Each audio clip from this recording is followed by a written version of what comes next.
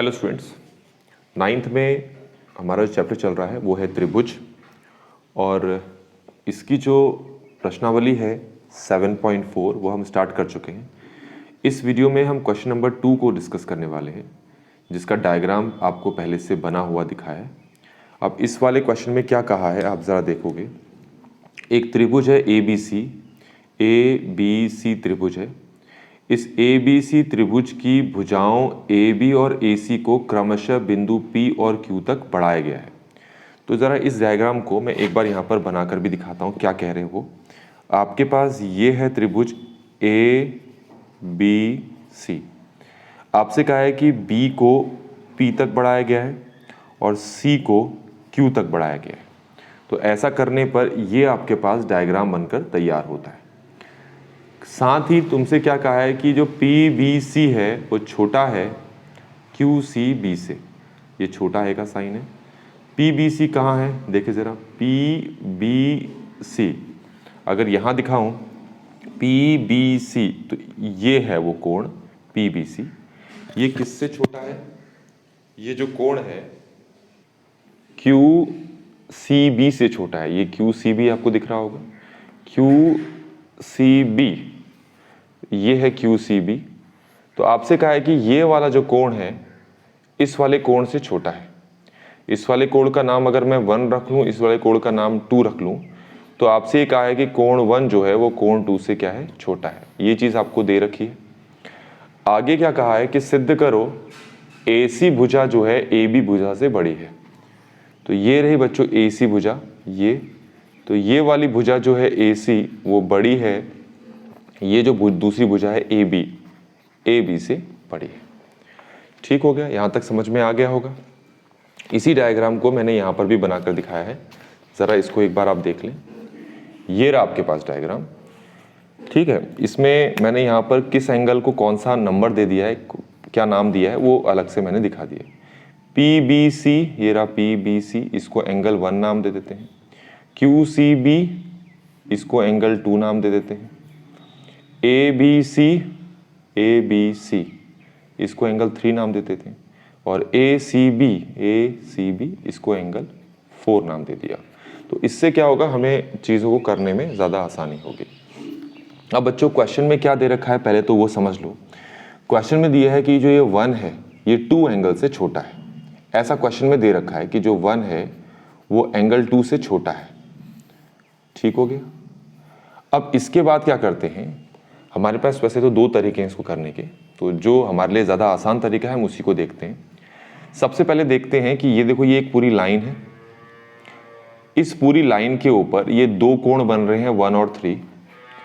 तो आपको पता है किसी लाइन के ऊपर जब 2 कोण बनते हैं, 2 कोण बनते हैं, उन दोनों का जो जोड़ हमेशा कितना होता है, 180 डिग्री। और इसको कहते हैं हम रैखिक युग्म। क्या कहते हैं? रैखिक युग्म। ठीक हो गया। तो 1 और 3 को क्या बोलेंगे हम? रैखिक युग्म बोलेंगे। ठीक हो गया। अब यहाँ से अगर मैं एंगल 3 का मान निकालना चाहूँ तो 1 को वहाँ लेके जाऊँगा तो ये कितना आ जाएगा, 180 माइनस एंगल 1। इसको याद रखना है, अभी इसकी ज़रूरत पड़ेगी। ठीक है। अब इसके बाद ये आप देखो, ये भी एक सीधी रेखा है। इस पे भी 2 कोण बन रहे हैं 2 और 4। 2 कोण बन रहे हैं यहाँ पर 2 और 4। आप यहाँ से एंगल 1 का मान भी निकाल सकते थे। तो एंगल 1 का मान निकाल लेते हैं, एंगल 3 का नहीं, एंगल 1 का मान निकाल लेते हैं। कितना आ जाएगा वो, 180 माइनस एंगल 3।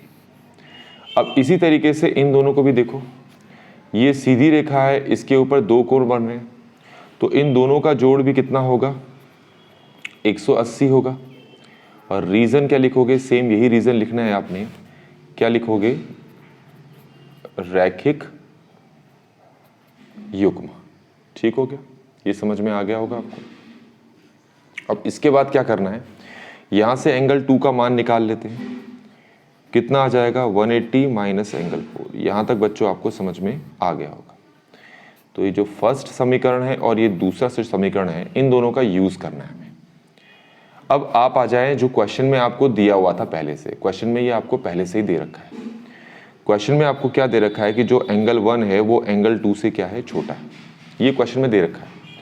अब हमने एंगल 1 का मान कितना निकाल लिया है, 180 माइनस एंगल 3 निकाल लिया है।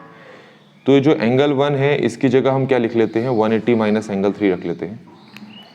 तो ये हो जाएगा हमारे पास 180 माइनस एंगल 3, और ये आपके पास साइन लगाएंगे और एंगल 2 का मान हम यहाँ से निकालेंगे। कितना है ये, 180 माइनस एंगल 4। अब हम क्या करते हैं, इस समीकरण को यहाँ पर हल करते हैं। कैसे हल करेंगे, पहले तो आप ये देखो, ये प्लस 180 है और यहाँ पर भी प्लस 180 है, तो ये दोनों कट जाएंगे। क्या बचा आपके पास बचा minus angle 3 less than minus angle 4। यहाँ तक क्लियर हो गया होगा आपको। अब एक चीज़ ध्यान में रखें कि यहाँ पर जो है वो इक्वल टू का साइन नहीं है, ये बराबर का चिन्ह होता है या इक्वल टू का साइन होता है, ये यहाँ पर साइन नहीं है। तो इसके बदले हमारे पास ये लेस देन और ग्रेटर देन का साइन है। तो बच्चों ये ध्यान में रखें, जब आप दोनों तरफ के माइनस साइन को यहाँ पर काटोगे तो उससे क्या होगा, ये जो साइन है ये उल्टा हो जाता है। ये चीज़ आप ध्यान में रखें, जब दोनों तरफ के माइनस साइन को आप कट करेंगे तो ये जो छोटा है का साइन है ये अब बड़े है का साइन में बदल जाएगा। तो इस तरीके से आपको यहाँ तक क्या मिल जाएगा कि एंगल 3 जो है वो एंगल 4 से क्या हो गया, बड़ा हो गया। अभी एक स्टेप और रह गया, तो ज़रा ये देखें आप कि हमने ये प्रूव कर दिया कि ये जो एंगल 3 है ये इस एंगल 4 से क्या है, बड़ा है। तो बगल में एक डायग्राम और बना रखा है ये, तो दोबारा दिखा देते हैं इसमें एंगल 3 कहाँ पर है। ये है एंगल 3 और ये है एंगल 4। तो हमने ये सिद्ध किया है कि एंगल 3 जो है वो एंगल 4 से क्या है, बड़ा है। अब आप ये देखें कि एंगल 3 के जो सामने वाली भुजा है उसका नाम क्या है। एंगल 3 के सामने वाली भुजा का नाम है AC। एंगल 3 के सामने वाली भुजा का नाम क्या है, AC है। तो इसका मतलब ये हो गया कि एंगल 3 के सामने वाली भुजा जिसका नाम है AC, क्योंकि एंगल 3 बड़ा है तो उसके सामने वाली भुजा भी क्या होगी, बड़ी होगी। और एंगल 4 छोटा है तो इसके सामने वाली भुजा जिसका नाम है AB, तो वो क्या होगी, छोटी होगी। तो एंगल 3 के सामने वाली भुजा है AC, एंगल 4 के सामने वाली भुजा है AB। तो बड़े एंगल के सामने वाली भुजा बड़ी होती है और छोटे एंगल के सामने वाली भुजा क्या होती है, छोटी होती है। तो यही चीज़ हमें सिद्ध करनी थी। आप क्वेश्चन में देखोगे तो यही चीज़ आपको सिद्ध करनी है, और यहाँ पर एक रीज़न भी लिखना है।